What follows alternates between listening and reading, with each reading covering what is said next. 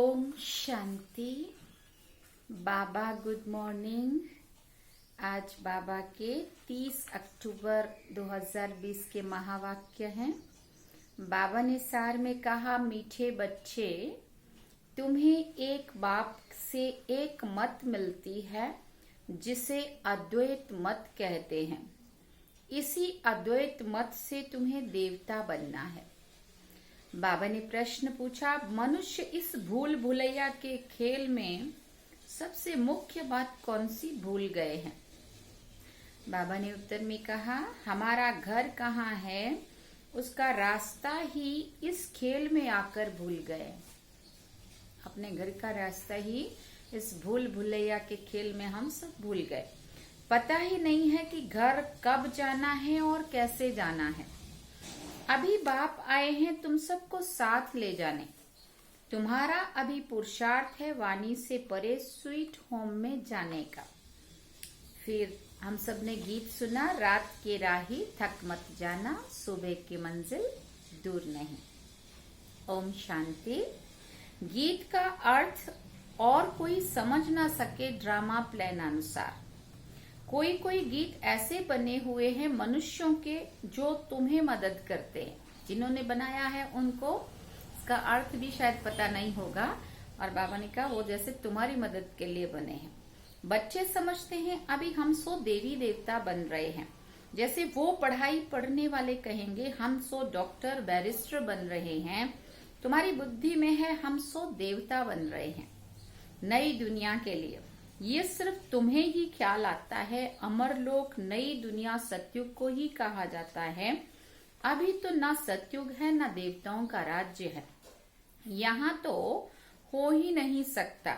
तुम जानते हो ये चक्र घूमकर अभी हम कलयुग के भी अंत में आकर पहुंचे हैं, और कोई की भी बुद्धि में चक्र नहीं आएगा। वो तो सतयुग को लाखों वर्ष दे देते हैं। तुम बच्चों को ये निश्चय है बरोबर हर ये 5000 वर्ष के बाद चक्र फिरता रहता है। मनुष्य 84 जन्म ही लेते हैं, हिसाब है ना।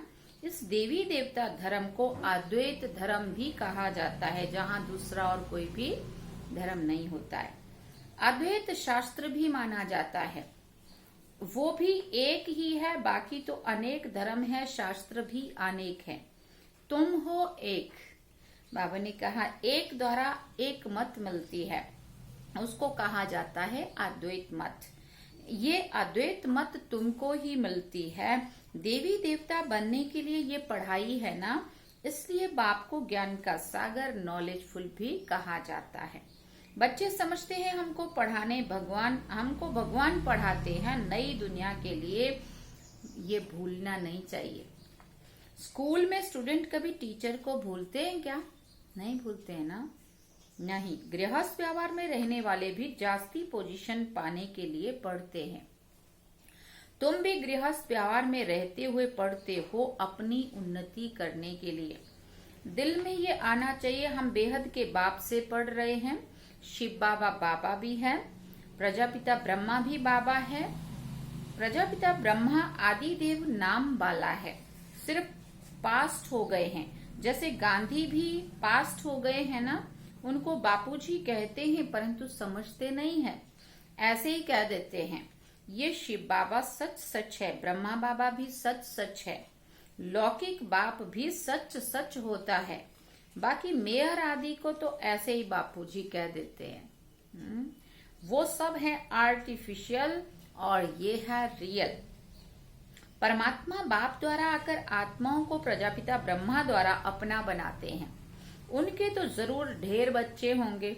शिव बाबा की तो सब संतान है, उनको सब याद करते हैं। फिर भी कोई कोई उनको भी नहीं मानते हैं, पक्के नास्तिक होते हैं, जो कहते हैं ये संकल्प की दुनिया बनी हुई है। अभी तुमको बाप समझाते हैं। क्या समझाते हैं? ये बुद्धि में याद रखो हम पढ़ रहे हैं। पढ़ाने वाला है शिव बाबा। ये रात दिन याद रहना चाहिए। यही माया घड़ी घड़ी बुला देती है, इसलिए याद करना होता है। बाप टीचर गुरु तीनों को भूल जाते हैं, क्योंकि 3 in 1 है, तीनों में है। एक ही तीनों रूपों में याद करना है, इसलिए एक भूला सब भूले। है भी एक ही, फिर भी भूल जाते हैं। रावण के साथ लड़ाई इसमें है। बाप कहते हे आत्माएं, तुम सतो प्रधान थी, अभी तमो प्रधान बनी है। जब शांति धाम में थी तो पवित्र थी। प्योरिटी के बिगर कोई आत्मा ऊपर में रह नहीं सकती, इसलिए सब आत्माएं पतित पावन बाप को बुलाती रहती हैं। जब सभी पतित तमो प्रधान बन जाते हैं तब बाप आकर कहते हैं मैं तुमको सतो प्रधान बनाता हूँ। तुम जब शांति धाम में थे तो सब पवित्र थे, अपवित्र आत्मा वहां कोई भी रह ना सके। सबको सजाए भोग कर पवित्र बनना है। ज्ञान में चले कि ना चले, योग करे या ना करे, योग करेंगे वो योग द्वारा पावन बनेगी आत्माएं बाबा की याद से। और जो बाकी वाले लोग दुनिया वाले हैं तो सब के सब आत्माएं कर्मों का हिसाब किताब चुकतो करके सजाए भोग के भी आत्मा पवित्र बनेगी। बाबा ने कहा था बच्चे, दो ही उपाय है, या तो योग बल से या फिर भोग बल से, लेकिन बनके पवित्र बनके ही आत्मा ऊपर जाएगी। तो बाबा कहते सबको सजाए भोग कर पवित्र जरूर बनना है। पवित्र बनने बगैर कोई वापस जा ना सके। भले कोई कह देते हैं ब्रह्म में लीन हुआ फलाना, ज्योति ज्योत समा गया, यह सब है भक्ति मार्ग की अनेक मतें। तुम्हारी ये है अद्वैत मत।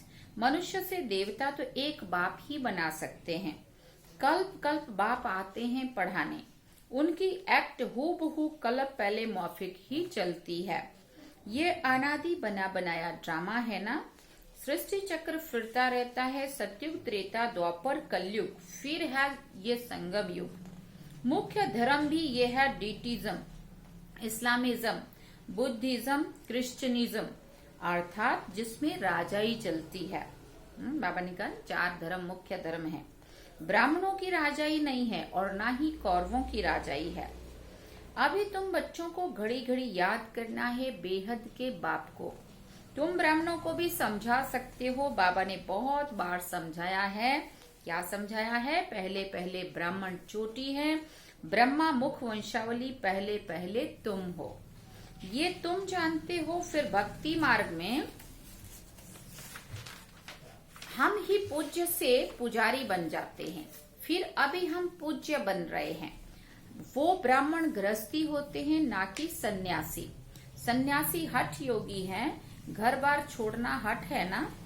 फिर बाबा कहते हैं हठ योगी अनेक प्रकार के योग सिखाते हैं। जयपुर में हठ योगियों का भी एक म्यूजियम है। राजयोग के चित्र उसमें है ही नहीं। राजयोग के चित्र हैं ही यहाँ दिलवाड़ा में। कैसे तप करने बैठे हुए देखा है ना सभी ने, दिलवाड़ा मंदिर मधुबन में, जो आबू में, ऊपर माउंट आबू में है। और अभी तो शायद जाने देते हैं कि नहीं पता नहीं, पर पहले जब हम सब जाते थे तो नीचे सभी कोठरियां बनी हुई है, ऐसे सारी नीचे तपस्या करते हुए दिखाए हैं, और ऊपर दीवार में और छत में फिर स्वर्ग दिखाया, देवता रूप दिखाया है। तो वो राजयोग के द्वारा वो बने है ना। तो बाबा कहते राजयोग के चित्र हैं ही दिलवाड़ा में, इनका म्यूजियम तो है नहीं।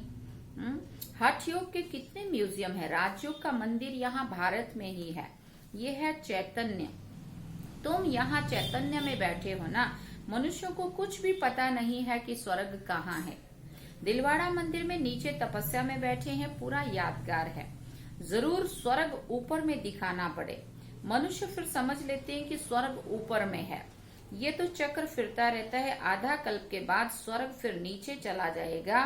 नीचे चला जाएगा माना उन्होंने फिर नीचे दिखा दिया सागर के नीचे। बाकी उतरती कला होगी। हम गुणों में, धारणाओं में, उन चीजों में हम नीचे आएंगे। दैवी गुण लोप होने लगेंगे, देह अभिमान आएगा, बुराइयां भरने लगेंगी, तो अपने आप हमारी गिरावट होंगी, है ना, नीचे आएंगे। इनकी आयु कितनी है कोई नहीं जानते। बाबा कहते आधा कल्प के बाद स्वर्ग फिर नीचे चला जाएगा, फिर आधा कल्प स्वर्ग ऊपर आएगा। ऊपर नीचे जाना माना कर्मों में श्रेष्ठता आना और उनमें फिर नीचे जाना। इनकी आयु कितनी है कोई नहीं जानते। तुमको बाप ने सारा चक्र समझाया है। तुम ज्ञान लेकर के ऊपर जाते हो। ऊपर जाते हो माना श्रेष्ठ बनते हो, है ना। दुनिया तो वही रहती है, लेकिन हम आत्माओं में श्रेष्ठता, सतो प्रधानता आती है। तो उन्होंने ऊपर कह दिया। चक्र पूरा होता है, फिर नए सिरे शुरू होगा। ये बुद्धि में चलना चाहिए। जैसे वो नॉलेज पढ़ते हैं तो बुद्धि में किताब आदि सब याद रहते हैं ना, ये भी पढ़ाई है। या ये भरपूर रहना चाहिए। भूलना नहीं चाहिए। ये पढ़ाई बूढ़े जवान बच्चे आदि सबको हक है पढ़ने का। सिर्फ अलिफ को जानना है। अलिफ माना अल्लाह माना बाबा। अलिफ को जान लिया तो बाप की प्रॉपर्टी भी बुद्धि में आ जाएगी। बाप को जाना तो बाप के द्वारा बादशाही भी मिलने वाली है। जानवर को भी बच्चे आदि सब बुद्धि में रहते हैं। जंगल में जाएंगे तो भी घर और बछड़े याद आते रहेंगे, आप ही ढूंढ कर आ जाते हैं। अब बाप कहते हैं बच्चे माम एकम याद करो और अपने घर को भी याद करो जहां से तुम आए हो पार्ट बजाने। आत्मा को घर बहुत प्यारा लगता है ना, कितना याद करते हैं, परंतु रास्ता भूल गए हैं। तुम्हारी बुद्धि में है हम बहुत दूर रहते हैं, परंतु वहां जाना कैसे है, क्यों नहीं हम जा सकते हैं, ये भी कुछ पता नहीं है। इसलिए बाबा ने बताया था भूल भुलैया का खेल भी बनाते हैं, जहां से जाएं दरवाजा बंद, उसको भूल भुलैया का खेल कहते हैं। अभी तुम जानते हो इस लड़ाई के बाद स्वर्ग का दरवाजा खुलेगा।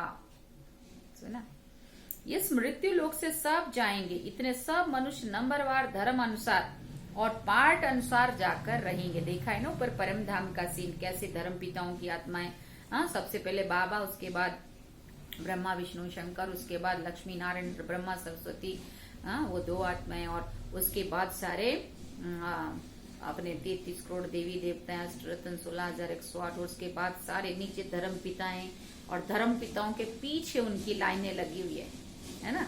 इसलिए बाबा कहते हैं सभी अपने अपने अनुसार जाके रोकेंगे ऊपर। तुम्हारी बुद्धि में ये सब बातें हैं। मनुष्य ब्रह्म तत्व में जाने के लिए कितना माथा मारते हैं। वाणी से परे जाना है, आत्मा शरीर से निकल जाती है तो आवाज नहीं रहता है। बच्चे जानते हैं हमारा तो वो स्वीट होम है, फिर देवताओं की है स्वीट राजधानी, अद्वैत राजधानी। बाप आकर राजयोग सिखाते हैं, सारी नॉलेज समझाते हैं, जिसके फिर भक्ति में शास्त्र आदि बैठकर बनाए हैं। अभी तुमको वो शास्त्र आदि नहीं पढ़ना है। उन स्कूलों में बुढ़ियाएं आदि नहीं पढ़ती है। बाबा कहते यहाँ तो सब पढ़ते हैं। तुम बच्चे अमर लोक में देवता बन जाते हो। वहां कोई ऐसे अक्षर नहीं बोले जाते जिससे किसी की ग्लानि हो। अभी तुम जानते हो स्वर्ग पास्ट हो गया, फिर उनकी महिमा है। कितने मंदिर बनाते हैं, उनसे पूछो ये लक्ष्मी नारायण कब होकर गए हैं, तो कुछ भी पता नहीं है। अभी तुम जानते हो हमको अपने घर वापस जाना है। बच्चों को समझाया है ओम का अर्थ अलग है और सोहम का अर्थ अलग है। ओम का अर्थ मना, ओम मना जो वो मना देवी देवताएं हैं, वही मैं हूँ मना उनका चक्र। पहले जन्म से जो देवी देवताएं सनातन धर्म चला, अंत में वही तो हम लोग है ना। इसलिए बाबा ने कहा ओम का अर्थ हम सो का अर्थ कर दिया है। तुम आत्मा शांति धाम की रहने वाली हो, फिर आती हो पार्ट बजाने। देवता क्षत्रिय वैश्य और शूद्र बनते हैं। ओम अर्थात हम आत्मा। कितना फर्क है, वो फिर दोनों को एक कर देते हैं। बुद्धि, ये सब बुद्धि से समझने की बातें हैं। कोई पूरी रीति समझते नहीं है तो फिर झुटका खाते रहते हैं। बाबा कहते कमाई में भी कभी झुटका नहीं खाते हैं। वो कमाई है तो अलग काल के लिए, ये तो आधा कल्प के लिए है। परंतु बुद्धि और तरफ भटकती है, फिर थक जाते हैं, फिर वो बासी देते रहते हैं। तुमको आंखें बंद करके भी नहीं बैठना चाहिए। आंखें बंद करके भी नहीं बैठना है। तुम तो जानते हो आत्मा अविनाशी है, शरीर विनाशी है। कलयुगी नरकवासी मनुष्यों को देखने और तुम्हारे देखने में भी रात दिन का फर्क हो जाता है। हम आत्मा बाप द्वारा पढ़ते हैं, ये कोई को भी पता नहीं है। ज्ञान सागर परमपिता परमात्मा आकर पढ़ाते हैं। हम आत्मा सुन रही हैं। अपने को आत्मा समझ बाप को याद करने से विक्रम विनाश होंगे तो तुम्हारी बुद्धि ऊपर चली जाएगी। शिव बाबा हमको नॉलेज सुना रहे हैं, इसमें बहुत रिफाइन बुद्धि चाहिए। रिफाइन बुद्धि करने के लिए बाप युक्तियां बताते कि कैसे रिफाइन बनेगी हमारी बुद्धि। अपने को आत्मा समझने से जरूर बाप याद आएगा। अपने को आत्मा समझते ही इसलिए हैं कि बाप याद पड़े, संबंध रहे। जो सारा कल्प टूटा है वहां तो है प्रारब्ध, सुख ही सुख, दुख की बात ही नहीं है। उनको हेवन कहते हैं, हेवनली गॉड फादर ही हेवन का मालिक बनाते हैं। ऐसे बाप को भी कितना भूल जाते हैं। बाप आकर बच्चों को अडॉप्ट करते हैं। मारवाड़ी लोग बहुत अडॉप्ट करते हैं। उनको बहुत खुशी होगी ना कि मैं साहूकार की गोद में आया हूँ। साहूकार का बच्चा गरीब के पास कभी नहीं जाएगा। ये प्रजापिता ब्रह्मा के बच्चे हैं तो जरूर मुख वंशावली होंगे ना। फिर बाबा ने कहा तुम हो मुख वंशावली और वो है कुख वंशावली। इस फर्क को तुम बच्चे जानते हो। तुम जब समझाओ तब मुख वंशावली बने। बाबा के ज्ञान को इस मुख से अगर वो सुनेंगे, ब्रह्मा बाबा के मुख से जो हमने सुना वो हमारे मुख से लोग सुनेंगे तो वो भी बनेंगे मुख वंशावली। ये एडॉप्शन है। स्त्री को समझते हैं ये मेरी स्त्री है। अब स्त्री कुख वंशावली है या मुख वंशावली है? हाँ, स्त्री है मुख वंशावली, क्योंकि मुख से इसको कहा वो मेरी स्त्री है। इसलिए बाबा कहते फिर जब बच्चे होते तो वो है कुख वंशावली। उन्होंने फिर कुख से जन्म लिया। बाप कहते यह सब है मुख वंशावली, मेरी कहने से मेरी बनी ना।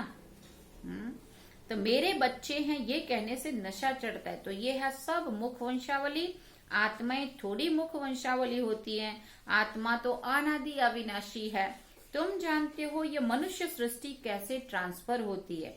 पॉइंट्स तो बच्चों को बहुत मिलती है, फिर भी बाबा कहते हैं और कुछ धारणा नहीं होती है, मुख नहीं चलता है।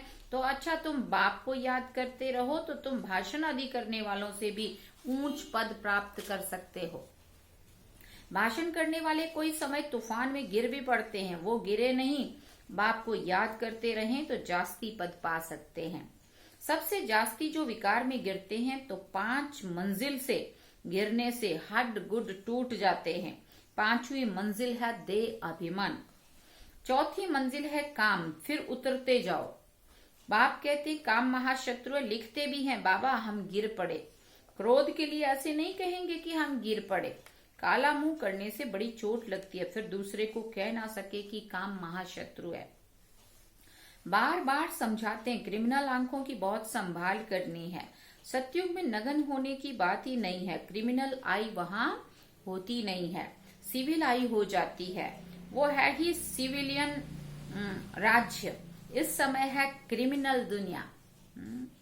अभी तुम्हारी आत्मा को सिविलाइज मिलती है जो 21 जन्म तक काम देती है। वहां कोई भी क्रिमिनल नहीं बनते हैं। अब मुख्य बात बाप समझाते हैं, बाप को याद करो और 84 के चक्र को याद करो। ये भी वंडर है ना, जो श्री नारायण है वही अंत में आकर भाग्यशाली रथ बनते हैं। उसमें फिर बाप की प्रवेशता होती है तो भाग्यशाली रथ बनते हैं। ब्रह्मा सो विष्णु, विष्णु सो ब्रह्मा, ये 84 जन्मों की हिस्ट्री बुद्धि में रहनी चाहिए। अच्छा, मीठे मीठे सिकिल दे बच्चों प्रति माता पिता बाप दादा का याद प्यार और गुड मॉर्निंग। रूहानी बाप की रूहानी बच्चों को नमस्ते। हम रूहानी बच्चों की रूहानी माता पिता बाप दादा को दिल वाचान सिकवा प्रेम से याद प्यार गुड मॉर्निंग नमस्ते थैंक्स बाबा जी। अब धारणा के लिए मुख्य सार है। पहला पॉइंट, बाप की याद से बुद्धि को रिफाइन बनाना है। बुद्धि पढ़ाई से सदा भरपूर रहे। बाप और घर सदा याद रखना है और औरों को भी क्या करना है, याद दिलाना है। दूसरा पॉइंट, इस अंतिम जन्म में क्रिमिनल आई को समाप्त कर सिविल आई बनानी है। क्रिमिनल आंखों की बड़ी संभाल रखनी है।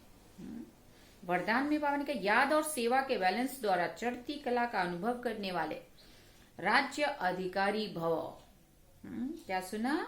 याद और सेवा के बैलेंस द्वारा चढ़ती कला का अनुभव करने वाले राज्य अधिकारी भव। बाबा ने कहा याद और सेवा का बैलेंस है तो हर कदम में चढ़ती कला का अनुभव करते रहेंगे। हर संकल्प में सेवा हो तो व्यर्थ से छूट जाएंगे।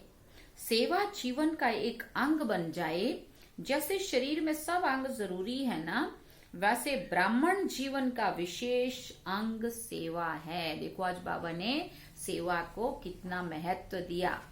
जैसे शरीर का सभी अंग कितने जरूरी है, ऐसे ब्राह्मण जीवन में विशेष अंग सेवा है।